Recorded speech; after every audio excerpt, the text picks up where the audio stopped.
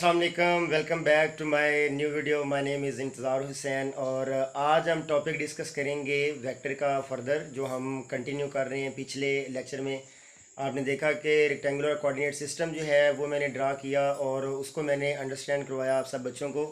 और अब हम अंडरस्टैंड करेंगे next vector addition, subtraction, multiplication, resultant vector, unit vector, parallel vector, equal vector, anti parallel vector, null vector.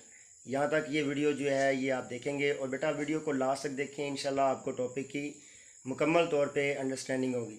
तो चलते हैं बिना टाइम वेस्ट किए, लेकिन इससे पहले एक रिक्वेस्ट है कि चैनल को सब्सक्राइब कर दें और वीडियो को लास्ट तक देखें, शेयर करें, कमेंट करें और कोई भी क्वेश्चन हो तो आप वीडियो के लास्ट पे आप पूछ सकते हैं, इंशाल्लाह उसका रिप्लाई आपको मिलेगा। तो चलते हैं, स्टार्ट करते हैं। तो इसके बाद बेटा एडिशन ऑफ वेक्टर है, ये आगे टाइप्स इसके स्टार्ट हो जाती हैं वेक्टर की। एडिशन और वेक्टर की दो तरह इसको ऐड किया जाता है। एक तो सिंपल अलजब्रिक रूल के ज़रिए और दूसरा जो है बेटा वो हेड टू टेल रूल है। अलजब्रिक रूल बेटा ये है, ये वेक्टर आपने आगे जाके जब आप कंपोनेंट रेक्टेंगुलर कंपोनेंट्स पढ़ेंगे तब जाके आपको इनकी समझ आएगी। मैंने ये यहाँ पे इसलिए लिखा है क्योंकि बेटा एडिशन है, तो एडिशन में जो चीज़ें पॉसिबल आ सकती हैं वो मैंने आपको बतानी है। तो यहाँ पे बेटा एक वेक्टर ए है जिसके ऊपर एरो लगाया गया। मैंने रजिस्टर में बताया था कि आपको कि रजिस्टर पे अगर लिखना हो तो उसको किस तरीके से लिखते हैं। बी वेक्टर है, दोनों वेक्टर हैं, दोनों के मैग्नीट्यूड गिवन है और आई जे के यहाँ पे बेटा यूनिट वेक्टर हैं जो कि आगे जाके एक्सप्लेन होंगे, मैंने वो भी लिखे हुए हैं। हेड टू टेल रूल से बेटा कैसे इसको ऐड करते हैं, place first vector and joint second vector tail with first vector head as like, जैसे कि मैंने ये देखें आगे बेटा ड्रा की हुई है। यहाँ पे दो वेक्टर हैं ए और बी, और ए वेक्टर का जो हेड है वो वेक्टर बी की टेल के साथ कोइंसाइड है। फिर हम क्या करते हैं, जो बी के साथ हेड है, जो बी का हेड है उसको उसके साथ एक वेक्टर ऐड करते हैं और उस वेक्टर का हेड और इस वेक्टर बी का हेड को मिलाते हैं और इसकी टेल को टेल के साथ मिलाते हैं। इस तरीके से एक सिंगल वेक्टर आता है जिसको हम रिजल्टेंट वेक्टर कहते हैं, जो कि एडिशन देता है। ठीक है बेटा, ये आई होप कि मैं आपको समझ आ गई होगी। इसी तरीके से अगर आपने b को a में ऐड किया, ये जो मैंने अभी ऐड किया, ये b को a में ऐड किया है। अगर आप चाहते हैं कि a को b में ऐड करें तो आप उसको भी ऐड कर सकते हैं, वो भी मैंने नीचे यहाँ पे बताया हुआ है। एक वेक्टर पहले a से b में ऐड हुआ तो उसका रिजल्टेंट a प्लस b आया है, जबकि b को a में अगर ऐड करेंगे तो b पहले लिखेंगे और इसके हेड को सेकंड वेक्टर के टेल के साथ मिला देंगे। इस तरीके से a और b जो है वो इक्वल आ जाएगा b और a के। अगर हम देखें तो मैथमेटिक्स की बेटा एक प्रॉपर्टी है जिसका नाम है कम्यूटेटिव। तो a plus B is equal to B plus A, इनका आंसर सेम आता है, सिर्फ ऑर्डर चेंज हुआ है। इसलिए हम ये कह सकते हैं कि ये जो एडिशन ऑफ वेक्टर है ये कम्यूटेटिव वेक्टर भी है, कम्यूटेटिव प्रॉपर्टी रखता है। तो इसके बाद बेटा रिजल्टेंट वेक्टर आता है, जो कि अभी मैंने आपको बताया एडिशन ऑफ वेक्टर में इसकी डेफिनेशन लिखी है। It is a single vector which would have the same effect as all the original vector taken together. Mean उनको ऐड करें, जितने वेक्टर भी हैं उनको आप ऐड करें, सारे वेक्टर को जब आप ऐड करेंगे जो सिंगल वेक्टर आएगा वो रिजल्टेंट होगा और उसका इफेक्ट बिल्कुल वैसा ही होगा जितने वो तमाम वेक्टर का इफेक्ट होगा। मीन कि उन सारों की ताकत को ऐड करें तो जितनी ताकत उन सारों की आएगी उतनी ही एक रिजल्टेंट वेक्टर की होगी। सिमिलरली बेटा इसके बाद एडिशन आती है। एडिशन बिल्कुल वेक्टर की एडिशन की तरह ही है, सिर्फ इसमें क्या होता है कि अगर एक वेक्टर ए और बी दोनों ऐड हो रहे हैं तो ए और बी दोनों सब्ट्रैक्ट भी हो सकते हैं, लेकिन वो कैसे होंगे, सिंपल अगर आप बी को ए में सब्ट्रैक्ट करना चाहते हैं तो बी को आप उसकी सिर्फ और सिर्फ डायरेक्शन चेंज कर दें। मतलब ए वेक्टर वैसे के वैसे लिखा रहने दें, जैसे ये देखें ये मैंने बनाया हुआ है। आपने ए वेक्टर वैसे लिखा और बी के डायरेक्शन को क्या कर दिया, रिवर्स कर दिया, तो यहाँ पे ए और बी को नेगेटिव और ये रिजल्टेंट आ जाएगा। ठीक है बेटा, इसके बाद है मल्टीप्लिकेशन ऑफ वेक्टर। मल्टीप्लिकेशन जो होती है वो 3 मेथड के ज़रिए होती है। पहला मेथड ये है, सपोज करें कि हमारे पास एक स्केलर है लाइक जिसको मैंने n कहा गया है। n एक स्केलर है जो वेक्टर a के साथ मल्टीपल होता है और जब ये मल्टीपल होगा तो इसके रेलेवेंट डेफिनेटली मल्टीपल के बाद इसका आंसर आता है। वो आंसर किस तरीके का आता है वो हम देखते हैं। अगर तो n 0 से बड़ा है, मेन पॉजिटिव नंबर्स हैं, लाइक एक वेक्टर a है उसकी मैग्नीट्यूड मैंने यहाँ पे बताई है कि वो 5 है और n जो स्केलर है वो 2 है। 2 देखें एक पॉजिटिव नंबर है, 2 यहाँ पे 3 4 5 6 कोई भी नंबर आप ले सकते हैं, ज़रूरी नहीं है। मैंने सिर्फ यहाँ पे ये नंबर इसलिए लिया है सिर्फ आपको समझाने के लिए। तो आप सिंपल 2 को a के साथ मल्टीपल करेंगे तो इसकी मैग्नीट्यूड 2 टाइम बढ़ जाएगी। मीन जितना n होगा उतने टाइम बढ़ेगी। तो देखें 2 5 टाइम क्या हो गया, 10 हो गया, मतलब मैग्नीट्यूड डबल होगी और डायरेक्शन इसकी वैसी की वैसी रहेगी, डायरेक्शन चेंज नहीं होगी। अगर n जो स्केलर नंबर है वो 0 से लेस मीन नेगेटिव नंबर है तो बेटा देखें, इसमें मैग्नीट्यूड तो लाजमी बढ़ेगी, लेकिन डायरेक्शन क्या हो जाएगी इसकी अपोजिट।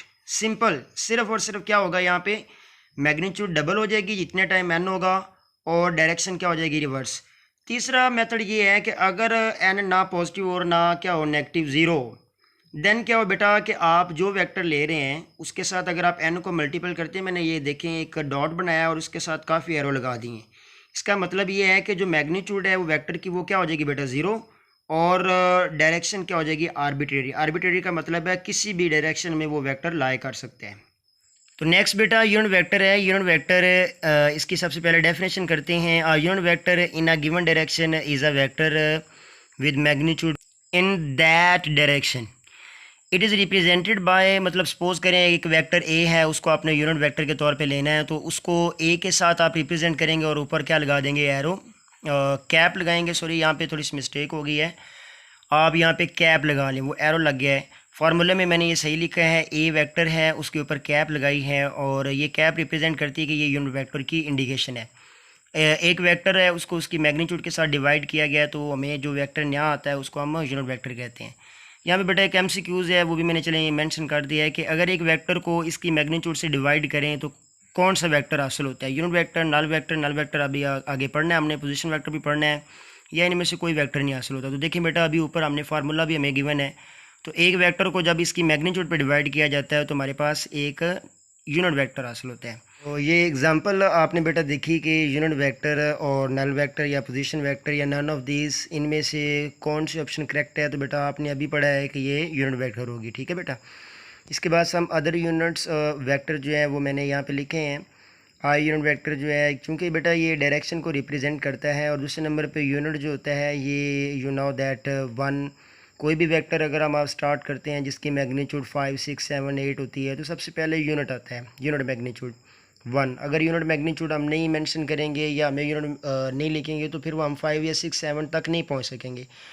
तो आई यूनिट वेक्टर जो है वो हम एक्स एक्सिस की तरफ रिप्रेजेंट करता है कि अगर किसी भी मैग्नीट्यूड के साथ आई यूनिट वेक्टर लिखा होता है तो इसका मतलब ये है कि ये एक्स एक्सिस के अलॉन्ग लाई करता है। जे जो है ये बेटा वाई एक्सिस के अलॉन्ग लाई करता है, के जो है वो जी एक्सिस के, एन बेटा आर्बिट्रेरी डायरेक्शन को रिप्रेजेंट करता है, और आर जो है समटाइम अगर आपने पोजीशन वेक्टर रिप्रेजेंट करना हो तो उसके लिए आर जो है वो यूनिट वेक्टर लगाया जाता है, जो हमें ये बताता है कि ये कहाँ से स्टार्ट हो रहा है, ओरिजिन से स्टार्ट हो रहा है और किसी लोकेशन को रिप्रेजेंट कर रहा है।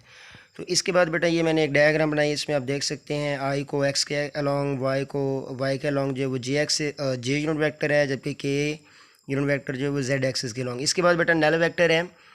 नल वेक्टर बेटा ऐसा वेक्टर होता है जिसकी मैग्नीट्यूड ज़ीरो होती है और इसकी डायरेक्शन क्या होती है, आर्बिट्रेरी। अगर एक वेक्टर को आपने नल वेक्टर लिखना है या नल वेक्टर बनाना है या नल वेक्टर हासिल करना है, तो एक वेक्टर नल वेक्टर तब आएगा जब हम उसको उसी के नेगेटिव वेक्टर के साथ ऐड करेंगे। दोनों का आंसर क्या आ जाएगा, ज़ीरो। मैंने इसके ऊपर एरो हेड नहीं लगाया, एरो हेड जो है वो इसके ऊपर आएगा।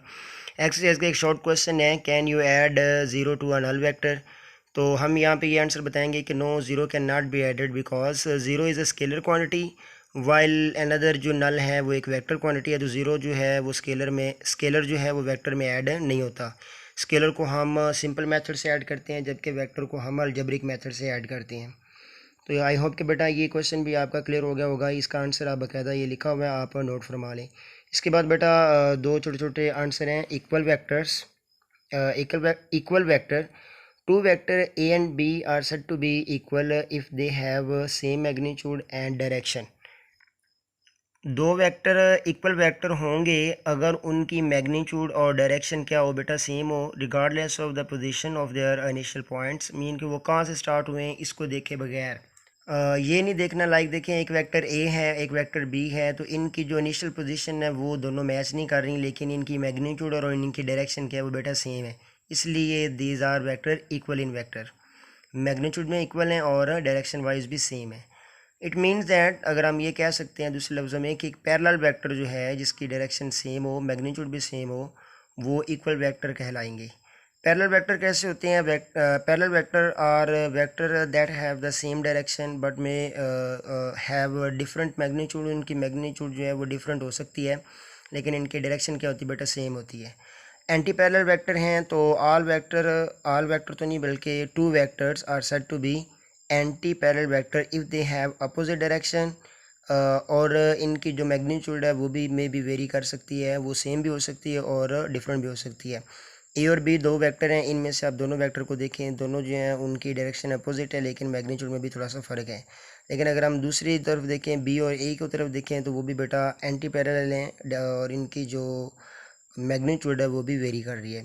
तो मैं उम्मीद करता हूँ बेटा कि जितनी ये जो टाइप्स हैं वेक्टर एडिशन की और वेक्टर की, ये आप सब बच्चों को समझ आ गई होगी। अगर बेटा कोई भी क्वेश्चन आपने पूछना हो तो वीडियो के नीचे आप कमेंट करें, मैं इंशाल्लाह उसका रिप्लाई करूँगा। और उम्मीद है कि बच्चों ये आपको जो टॉपिक मैंने अभी डिलीवर किया है या जो समझाया है इन शॉर्ट टाइम, तो ये आप सब बच्चों को समझ आ गई होगी।